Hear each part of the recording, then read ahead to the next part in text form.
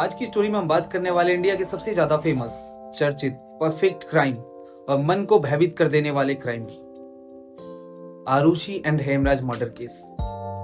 ये नोएडा का वो केस है जिसमें गला काट के मर्डर किया जाता है। एक नहीं, दो मर्डर किए जाते हैं, लेकिन एविडेंस कुछ भी नहीं मिलता। स्पॉट पे विस्की का बोतल होता है, लेकिन फिंगरप्रिंट्स नहीं होते। दीवार पे ब्लड जो गिरे होते हैं, चीख चीख के गवाहियां देती है कि मेरा मर्डर हुआ है, लेकिन एविडेंस कुछ भी नहीं होता।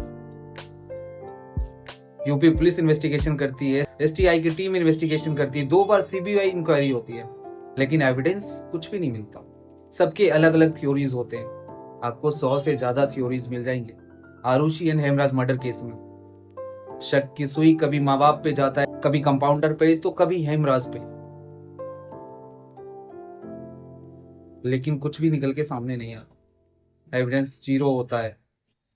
घर में सिर्फ 4 सदस्य थे, घर के बाहर कोई नहीं गया, घर से अंदर कोई नहीं आया, तो मर्डर फिर किसने किया?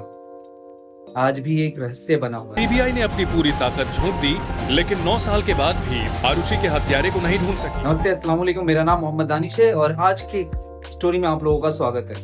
ये जो स्टोरी सुनाने वाला हूँ, ये नोएडा के आरुषि मर्डर केस का है। नोएडा का तलवार परिवार एक परफेक्ट परिवार, इसमें टोटल 4 सदस्य होते।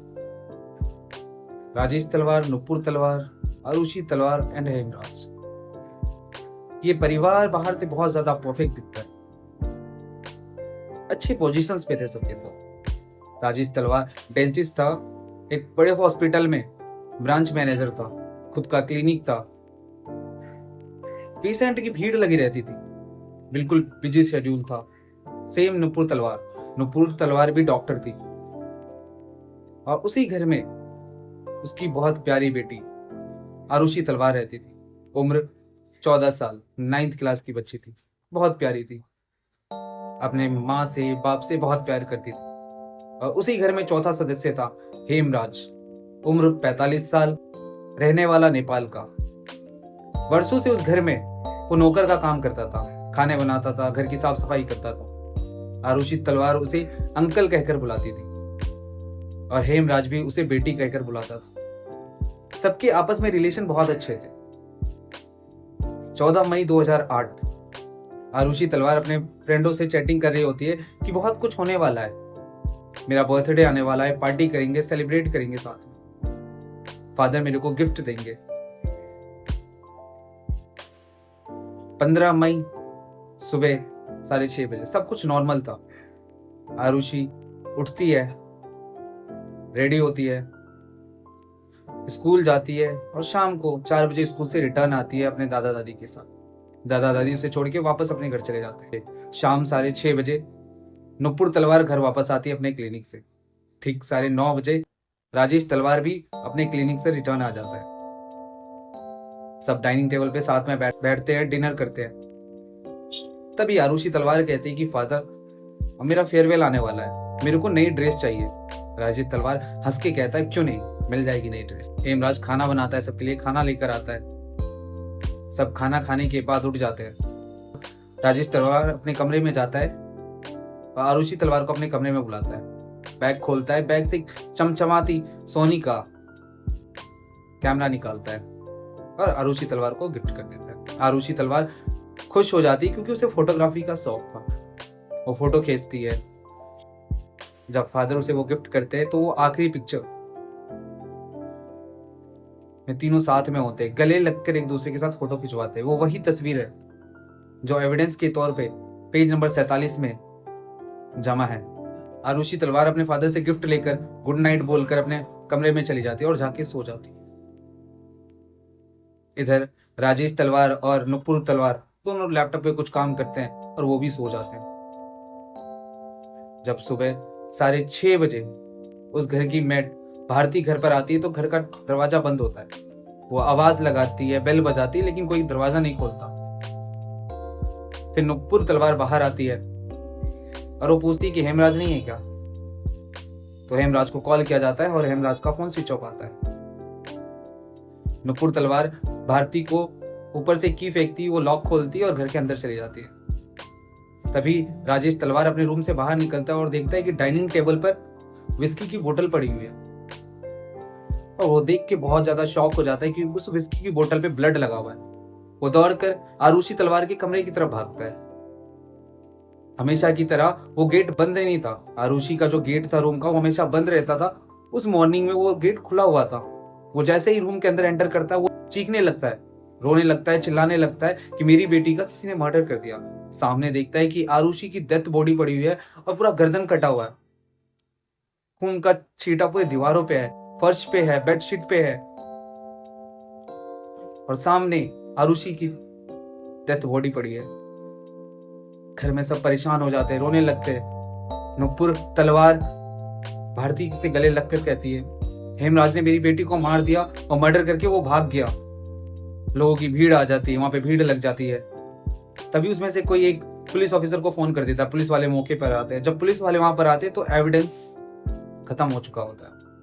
विस्की की बोतल पे फिंगरप्रिंट्स नहीं होते, जो ब्लड नीचे गिरे हुए तो ब्लड के निशान मिट जाते हैं।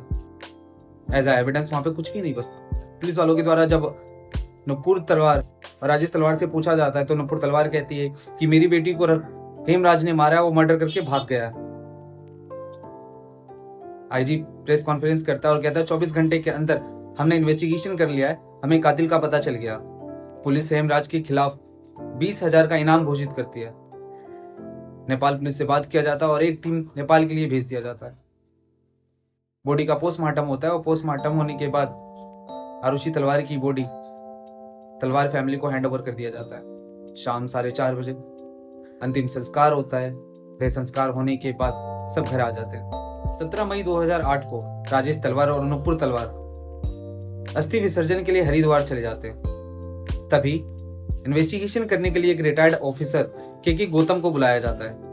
के गौतम जब स्पॉट पे पहुंचता है, घर पे पहुंचता है, तो वहां पर राजेश तलवार का भाई उसे मिलता है और घर के कुछ स्टाफ्स होते हैं। आरुषि के रूम में जाते हैं वो लोग, इन्वेस्टिगेशन करते हैं और फिर वो छत की तरफ जाते हैं। वही छत का गेट जो पुलिस के द्वारा इन्वेस्टिगेट नहीं किया गया था। पुलिस की लापरवाही मानिए या उस पर ध्यान ना गया हो पुलिस वालों का। जब वहां गेट पर पहुंचते तो वहां पे लॉक लगा हुआ होता है। चाबी अवेलेबल ना होने की वजह से उस दरवाजे का लॉक तोड़ा जाता है। जब लॉक तोड़ा जाता है तो वहां पे देख के सब हैरान हो जाते हैं। बिल्कुल ट्विस्ट आ जाता है स्टोरी में। स्टोरी बदल जाती है, कहानी बदल जाती है कि जिस हेमराज को एक्यूज्ड समझा जा रहा था, जिसने मर्डर किया ये माना जा रहा था, उस हेमराज की डेथ बॉडी वहां पड़ी थी। लाश सड़ गई हुई थी, कीड़े पड़ रहे थे लाश में, गला कटा हुआ था, चारों तरफ खून बिखरे हुए थे। अगर हेमराज की बॉडी यहां पर है, डेथ बॉडी, तो मर्डर फिर किसने किया आरुषि का? शक की सुई सीधा लटकती है आरुषि के मम्मी पापा पे, यानी कि राजेश तलवार और नुपुर तलवार पे। राजेश तलवार और नुपुर तलवार को कॉल किया जाता है, उसे रिटर्न हरिद्वार से बुलाया जाता है, उससे इन्वेस्टिगेशन किया जाता है।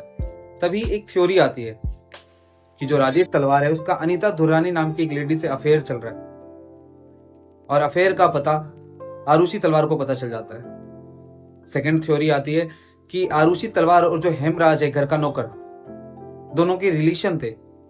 इंटीमेट सीन होने की वजह से गुस्से में आकर राजेश तलवार ने दोनों का मर्डर कर दिया। आईजी के द्वारा एक प्रेस कॉन्फ्रेंस किया जाता है जिसमें आईजी कहता है कि ऑनर किलिंग है, राजेश तलवार ने ही अपनी बेटी और नौकर हेमराज को मारा है। थ्योरी ये होता है कि दोनों सेक्सुअल रिलेशन बना रहे थे और उन्होंने देख लिया आपत्तिजनक हालत में, इसकी वजह से मर्डर कर दिया। 17 मई 2008 को केस सीबीआई को ट्रांसफर कर दिया गया। सीबीआई की टीम आती है। पहली टीम जो होती है उसके ऑफिसर्स होते हैं अरुण कुमार द्वारा इन्वेस्टिगेशन किया जाता है। एविडेंस जो मिलता है वो राजेश तलवार और नुपुर तलवार के खिलाफ नहीं मिलता। ब्लड पे उसका निशान नहीं था, फिंगरप्रिंट्स पे विस्की के बोतल पे उसका निशान नहीं था, छत पे जो पांव के निशान और बड़े बड़े हाथ के निशान थे वो राजेश तलवार से मैच नहीं कर रहा था। फिर शक की सुई घूमती है राजेश के कंपाउंडर कृष्णा पर। कृष्णा ने 2 दिन पहले, मर्डर से ठीक 2 दिन पहले राजेश तलवार को धमकी दिया था कि मैं तुम्हें देख लूंगा। राजेश तलवार ने उसे डांटा होगा और डांटने की वजह से कृष्णा ने स्टाफ के सामने उन्हें धमकी दिया था कि मैं तुम्हें देख लूंगा, और शायद बदला लेने के लिए कृष्णा ने आरुषि तलवार का मर्डर कर दिया। 27 मई 2008 को कृष्णा और उसके फ्रेंड विजय मंडल और एक और साथी को उठा लेते हैं। तीनों का नार्को टेस्ट होता है। नार्को टेस्ट में वो बोलते हैं कि हमने ही आरुषि और हेमराज का मर्डर किया। हेमराज उन्हें घर पे बुलाते, विस्की की बोतल खोलते, पार्टी करते हैं। पार्टी करने के बाद आरुषि और हेमराज का मर्डर कृष्णा ने किया था। सीबीआई कहती है कि केस सॉल्व हो गया, कृष्णा ने ही आरुषि तलवार का मर्डर किया है। 12 जुलाई 2008 को पूरे 50 दिन बाद राजेश तलवार को जमानत मिल जाती है। लेकिन सबूत की कमी अभी भी है, क्योंकि नार्को टेस्ट को एविडेंस के तौर पे कोर्ट में माना नहीं जाता।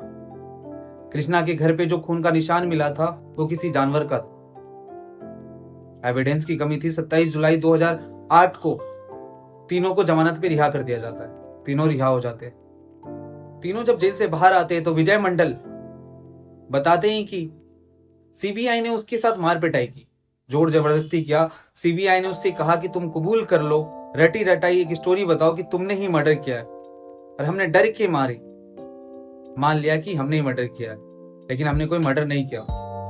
तब सीबीआई की दूसरी टीम आती है, वो अपने तरीके से इन्वेस्टिगेशन करती है। दोबारा सारी चीजें रीडायरेक्ट होता है, दोबारा से डॉक्टर से इन्वेस्टिगेशन किया जाता है। डॉक्टर अब अपना स्टेटमेंट चेंज कर देता है। डॉक्टर कहता है कि आरुषि का वनाइजा को साफ किया गया था। शायद हेमराज और आरुषि सेक्सुअल रिलेशन बना रहे थे। कहते हैं हाइनर आरुषि का फटा हुआ था और जो हेमराज था उसका भी प्राइवेट पार्ट सूजा हुआ था। 29 दिसंबर 2010 को सीबीआई क्लोजर रिपोर्ट बनाती है और कोर्ट में सबमिट कर देती है। उसी क्लोजर रिपोर्ट को चार्जशीट बनाकर केस चलाया जाता है। 2 सालों तक केस चलता है।